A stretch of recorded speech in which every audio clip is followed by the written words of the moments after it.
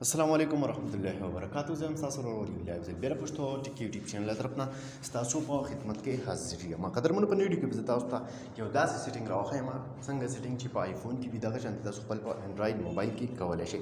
داسې یو سیټینګ که تاسو کتلی وي چې په آیفون کې چېرته کار راځي نو هغې کې فلیش لایټ فلقېږي ورسره کم سکرین چې دی هغه بلر کېږي یا نوټیفیکیشن راځي نو فلیش لایټ یې بلینکینګ کوي. نو دغه رنګې سیټینګ تاسو خپل موبایل کې څنګه کولی شئ دغه طریقه درته راښایم په نوي ویډیو کې. نو ویډیو راسره تر اخره وګورئ. ویډیو سکپ کوئ مخکې دې نه مخکې نوټیفیکیشن رس دی که تر اوسه پورې تاسو زموږ پښتو ټیک یوټیوب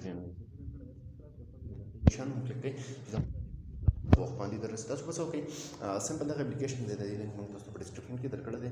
تاسو به دا خپل موبایل ته ډاونلوډ کړئ. ټیک ده. کله چې دا تاسو ډاونلوډ کړئ دا بهر څه آف وي نو دا به تاسو ته دې جګې نه څه کوي آن کې ولنې چې کوم دی ایفس دی ټیک ده ورپسې راشئ دلته کې پلیش آن کالز دی ټیک ده پلیش آن ایس ایم ایس دی پلیش آن نوټیفیکیشن دی.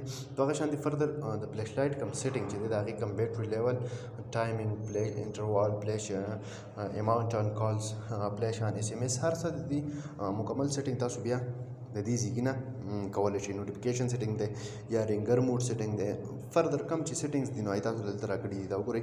او نوټیفیکیشن سیټینګ دا دی چې کوم یو ته نوټیفیکیشن راځي کوم اپلیکیشن ته د هغې سره دا ستاسو فلیش لایټ چې دی د آیفون غوندې پړقېږي. دغه وګورئ تاسو ټول ایپس دي مطلب واتساپ شو واتساپ بزنس شو چې کوم نوټیفیکیشن تاسو د کوم ایس ایم ایس غواړئ یا کوم ایپ غواړئ نو د هغې سره به بیا ستاسو فلیش لایټ همدغه رنګې آیفون په شانتې بلینکینګ کوي. ټیک ده. اوس دلته کې فلیش لایټ موډ دی دا نارمل تاسو کول غواړئ نارمل کولی هم شئ د دې ځای نه.